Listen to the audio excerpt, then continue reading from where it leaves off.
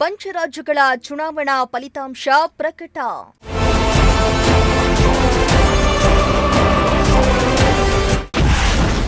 ಮೂರು ರಾಜ್ಯಗಳಲ್ಲಿ ಭರ್ಜರಿ ಗೆಲುವು ಸಾಧಿಸಿದ ಬಿಜೆಪಿ. ಎಲ್ಲ ಹಿಂದೂಗಳು ಸೇರಿ ಕಾಂಗ್ರೆಸ್ ಪಕ್ಷವನ್ನ ಅರಬ್ಬಿ ಸಮುದ್ರಕ್ಕೆ ಬಿಸಾಡಿದ್ರು.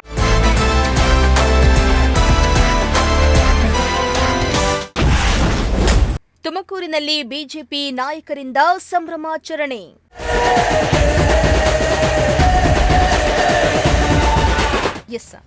ಪಂಚರಾಜ್ಯಗಳ ಚುನಾವಣಾ ಫಲಿತಾಂಶ ಇಂದು ಪ್ರಕಟವಾಗಿದ್ದು, ಮೂರು ರಾಜ್ಯಗಳಲ್ಲಿ ಬಿಜೆಪಿ ಭರ್ಜರಿ ಗೆಲುವನ್ನ ಸಾಧಿಸಿರುವ ಹಿನ್ನೆಲೆಯಲ್ಲಿ ತುಮಕೂರು ನಗರದ ಟೌನ್ ಹಾಲ್ ವೃತ್ತದಲ್ಲಿ ಬಿಜೆಪಿ ಜಿಲ್ಲಾ ಘಟಕದ ವತಿಯಿಂದ ಕಾರ್ಯಕರ್ತರು ಪಟಾಕಿ ಸಿಡಿಸಿ ಸಿಹಿ ಹಂಚಿ ಸಂಭ್ರಮಿಸಿದರು.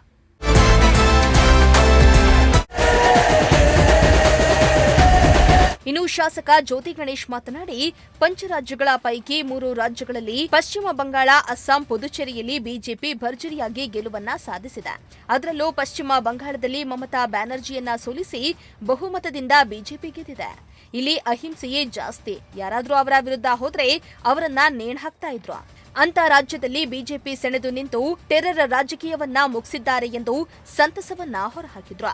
ಅದನ್ನ ನಮ್ಮ ಸುರೇಶ್ ಗೌಡ್ರು ಸಾಹೇಬರು ಹೇಳ್ದಂಗೆ ಬಿಜೆಪಿಯ ಏನು ಫೌಂಡೇಶನ್ ಭಾರತೀಯ ಜನಸಂಘದ ಮುಖ್ಯಸ್ಥರಾದಂತ ಮೊದಲನೇ ಅಧ್ಯಕ್ಷರಾದಂತ ಶ್ಯಾಮಾ ಪ್ರಸಾದ್ ಮುಖರ್ಜಿ ಅವರ ಹುಟ್ಟಿದಂತ ರಾಜ್ಯದಲ್ಲಿ ಇವತ್ತು ಮಮತಾ ಬ್ಯಾನರ್ಜಿ ಅಂತ ಒಬ್ಬ ದೇಶದ್ರೋಹಿ ಇವತ್ತೇನಾರ ಈಸ್ಟ್ ಪಾಕಿಸ್ತಾನ ಬಾಂಗ್ಲಾದೇಶ ಆಗಿ ತಮಗೆಲ್ಲ ಗೊತ್ತಿದೆ 72ನೇ ವಾರಲ್ಲಿ ಆಯ್ತು.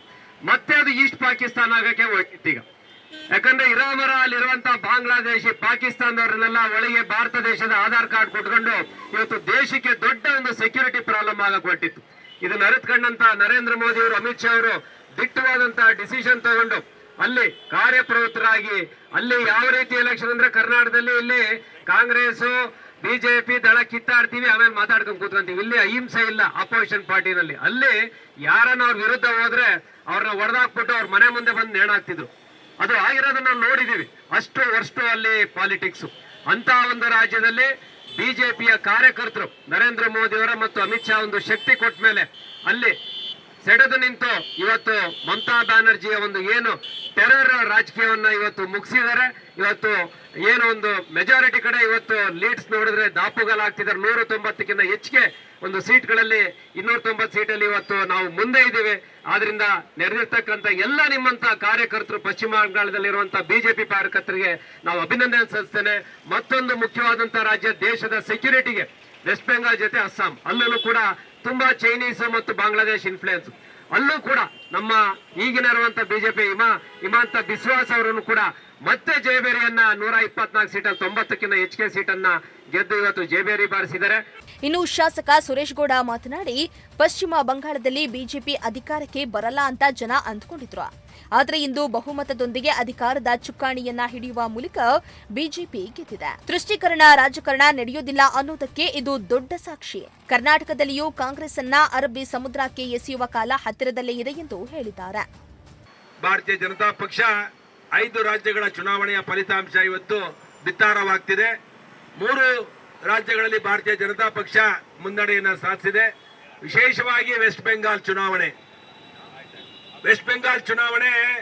ಪಶ್ಚಿಮ ಬಂಗಾಳದ ಚುನಾವಣೆ ಹೇಗಿತ್ತಪ್ಪ ಅಂತ ಹೇಳಿದ್ರೆ, ದೇಶದಲ್ಲಿ ವೆಸ್ಟ್ ಬೆಂಗಾಲಲ್ಲಿ ಭಾರತೀಯ ಜನತಾ ಪಕ್ಷ ಚುನಾವಣೆಯಲ್ಲಿ ಗೆಲ್ಲದೇ ಇಲ್ಲ ಅಂತ ಜನ ಮಾತಾಡ್ತಾ ಇದ್ರು. ಇವತ್ತು ನಮ್ಮ ಅಮಿತ್ ಶಾ ಮೋದಿ ಅವರು ಹೋರಾಟ ಮಾಡಿ ಇವತ್ತು ಯಾಕೆ ವೆಸ್ಟ್ ಬೆಂಗಾಲ್ ನಮಗೆ ವಿಶೇಷವಾಗಿತ್ತು, ನಾವು ಗೆಲ್ಲೇಬೇಕಾಗಿತ್ತು ಅಂತ ಹೇಳಿದ್ರೆ, ಶ್ಯಾಮ್ ಪ್ರಕಾಶ್ ಮುಖರ್ಜಿ ಅವರ ಜನ್ಮಸ್ಥಳ ವೆಸ್ಟ್ ಬೆಂಗಾಲ್. ಅವರು 70 ವರ್ಷದಿಂದ ಜನಸಂಘವನ್ನ ಕಟ್ಟಿದಂತವ್ರು. ಅವರೊಂದು ಆಸೆ ಇತ್ತು, ನಾನು ಕಟ್ಟಿದಂತ ಜನಸಂಘ ಬಿಜೆಪಿ ಇವತ್ತು ರಾಷ್ಟ್ರದಲ್ಲಿ ಆಡಳಿತ ನಡೆಸ್ತಾ ಇದೆ, ಆದ್ರೆ ವೆಸ್ಟ್ ಬೆಂಗಾಲಲ್ಲಿ ಯಾವತ್ತು ರಾಜ್ಯಭಾರ ಬಿಜೆಪಿ ಮಾಡುತ್ತೆ ಅಂತೇಳಿ ಅವ್ರ ಆತ್ಮಕ್ಕೆ ಏನಾದ್ರೂ ಇವತ್ತು ಶಾಂತಿ ಸಿಕ್ಕಿದೆ ಅಂತ ಹೇಳಿದ್ರೆ ಇವತ್ತು ಅವ್ರ ಆತ್ಮಕ್ಕೆ ಶಾಂತಿ ಸಿಕ್ಕಿರುತ್ತೆ ಶ್ಯಾಮ್ ಪ್ರಕಾಶ್ ಮುಖರ್ಜಿ ಅವರಿಗೆ. ಯಾಕೆಂದ್ರೆ ಇವತ್ತು ಭಾರತೀಯ ಜನತಾ ಪಕ್ಷ ಇವತ್ತು 3 ಬಾರಿ ವೆಸ್ಟ್ ಬೆಂಗಾಲಲ್ಲಿ ಮಮತಾ ಬ್ಯಾನರ್ಜಿ ಅವರ ಅಟ್ಟಹಾಸವನ್ನ ಜನ ಬಂಡೆದ್ದಿ ಅಬ್ಸಲ್ಯೂಟ್ ಮೆಜಾರಿಟಿಯನ್ನ ಭಾರತೀಯ ಜನತಾ ಪಕ್ಷಕ್ಕೆ ಕೊಟ್ಟಿದ್ದಾರೆ. ಇವತ್ತು ನಾನು ಸಿದ್ದರಾಮಯ್ಯನವರಿಗೆ, ಕಾಂಗ್ರೆಸ್ ಸರ್ಕಾರದವರಿಗೆ ಹೇಳೋದಕ್ಕಿಷ್ಟೇ, ಯಾವಾಗಲೂ ನಕಾರಾತ್ಮಕ ರಾಜಕಾರಣವನ್ನ ಮಾಡ್ತಿರುವಂತಹ ವಿರೋಧ ಪಕ್ಷದ ನಾಯಕರಾಗಿದ್ದಂತ ರಾಹುಲ್ ಗಾಂಧಿ ಅವರು ಯಾವಾಗಲೂ ನಮ್ಮ ನರೇಂದ್ರ ಮೋದಿ ಅವರ ಬಗ್ಗೆ ನಕಾರಾತ್ಮಕವಾದ ಹೇಳಿಕೆಗಳನ್ನ ಕೊಡ್ತಿರ್ತಾರೆ. ವಿದೇಶಗಳಿಗೆ ಹೋಗಿ ಭಾರತ ದೇಶದ ಮಾನ ಮರ್ಯಾದೆಯನ್ನ ಹಾಳು ಮಾಡ್ತಾ ಇರ್ತಾರೆ. ಒಬ್ಬ ವಿರೋಧ ಪಕ್ಷದ ನಾಯಕನಾಗಿ ಒಂದು ದೇಶದ ಬಗ್ಗೆ ಚಿಂತನೆ ಇಲ್ಲದೆ ಯಾವಾಗಲೂ ನಕಾರಾತ್ಮಕ ರಾಜಕೀಯವನ್ನ ಮಾಡಿದಂತವ್ರಿಗೆ ಇವತ್ತು ತಕ್ಕ ಪಾಠವನ್ನ ಕಾಂಗ್ರೆಸ್ಗೆ ಇವತ್ತು ದೇಶದಲ್ಲಿ ಜನ ಕಲಿಸಿದ್ದಾರೆ. ಇವತ್ತು ಮಮತಾ ಬ್ಯಾನರ್ಜಿ 4ನೇ ಬಾರಿ ನಾನೇ ಮುಖ್ಯಮಂತ್ರಿ ಅಂತ ಹೇಳಿ ಹಂಬನ ಇಟ್ಕೊಂಡು ಭಾಷಣ ಮಾಡ್ತಾ ಇದ್ರು, ತುಷ್ಟೀಕರಣ ರಾಜಕಾರಣವನ್ನ ಮಾಡ್ತಾ ಇದ್ರು. ಬಾಂಗ್ಲಾದೇಶದಲ್ಲಿ ಬಂದಿರುವಂತ ವಲಸಿಗರಿಗೆ ಅಲ್ಲಿ ಉದ್ಯೋಗ ಕೊಡ್ತಾ ಇದ್ರು, ಅಲ್ಲಿಗೆ ವೋಟ್ ಬ್ಯಾಂಕ್ ಅನ್ನ ಕೊಡ್ತಾ ಇದ್ರು, ಅವ್ರನ್ನ ತುಷ್ಟೀಕರಣ ಮಾಡ್ತಾ ಇದ್ರು. ಅದರಿಂದ ಭಾರತ ದೇಶದಲ್ಲಿರುವಂತಹ ಹಿಂದೂಗಳಿಗೆ ಭುಗಿಲೆತ್ರು ಇವತ್ತು ಮಮತಾ ಬ್ಯಾನರ್ಜಿ ವಿರುದ್ಧ. ಇವತ್ತು ಹಿಂದೂಗಳಿಗೆ ಎಲ್ಲ ಹಿಂದೂಗಳು ಸೇರಿ ಇವತ್ತು ಮಮತಾ ಬ್ಯಾನರ್ಜಿ ಪಕ್ಷವನ್ನ, ಕಾಂಗ್ರೆಸ್ ಪಕ್ಷವನ್ನ ಅರಬ್ಬಿ ಸಮುದ್ರಕ್ಕೆ ಬಿಸಾಡಿದ್ರು ವೆಸ್ಟ್ ಬೆಂಗಾಲ್ ಅಂತ ಹೇಳಿದ್ರೆ ನಾವು ಭಾರತ ದೇಶದ ಮತದಾರರು. ಇನ್ನು ಬಿಜೆಪಿ ಕಾರ್ಯಕರ್ತರು ಮಾತನಾಡಿ, ಕೆಲವು ರಾಜ್ಯಗಳಲ್ಲಿ ಜನರ ಮೇಲೆ ದರ್ಪ ದೌರ್ಜನ್ಯ ನಡೀತಾ ಇತ್ತು. ಆದ್ರೆ ಇದೀಗ ಜನರೇ ಒಳ್ಳೆಯದನ್ನ ಆರಿಸಬೇಕು ಎಂಬ ಉದ್ದೇಶದಿಂದ ಬಿಜೆಪಿ ಪಕ್ಷವನ್ನ ಗೆಲ್ಲಿಸಿದ್ದಾರೆ. ಕರ್ನಾಟಕದಲ್ಲಿಯೂ ಮುಂದಿನ ದಿನಗಳಲ್ಲಿ ಬಿಜೆಪಿ ಚುಕ್ಕಾಣಿ ಹಿಡಿಯಲಿದೆ ಎಂದಿದ್ದಾರೆ. ಏನು ಅನ್ಯಾಯ ಮಾಡ್ತಿದ್ರು ಕೆಲವು ರಾಜ್ಯಗಳಲ್ಲಿ, ಜನಗಳ ಮೇಲೆ ದರ್ಪ ದೌರ್ಜನ್ಯ ಎಲ್ಲ ಮಾಡ್ತಾಯಿದ್ರು. ಈ ಒಂದು ದರ್ಪ ದೌರ್ಜನ್ಯ ನಡೆಯಲ್ಲ, ನಾವು ಒಳ್ಳೆಯವ್ರನ್ನ ಆಯ್ಕೆ ಮಾಡ್ತೀವಿ ಅಂತೇಳಿ ಇವತ್ತು ಜನ BJP ಕಡೆ ಮುಖ ಮಾಡಿದ್ದಾರೆ. ಈ ಗೆಲುವು ಇನ್ನು ಮುಂದೆ ನಡೀತಕ್ಕಂಥ ವಿಧಾನಸಭಾ ಚುನಾವಣೆಗಳಾಗಿರ್ಬೋದು, ಕರ್ನಾಟಕದಲ್ಲಿ ನಡೆಯುವಂಥ ಒಂದು ವಿಧಾನಸಭಾ ಚುನಾವಣೆಗೆ ಇದು ಒಂದು ದಿಕ್ಸೂಚಿ. ಮುಂದೆ ಇದು ಒಂದು 150ಕ್ಕಿಂತ ಅಧಿಕ ಸೀಟು BJP ತಗೊಂಡು ನಾವು ಸರ್ಕಾರ ರಚನೆ ಮಾಡ್ತೀವಿ ಕರ್ನಾಟಕದಲ್ಲಿ ಅಂತೇಳಿ ಈ ಒಂದು ಇದ್ರ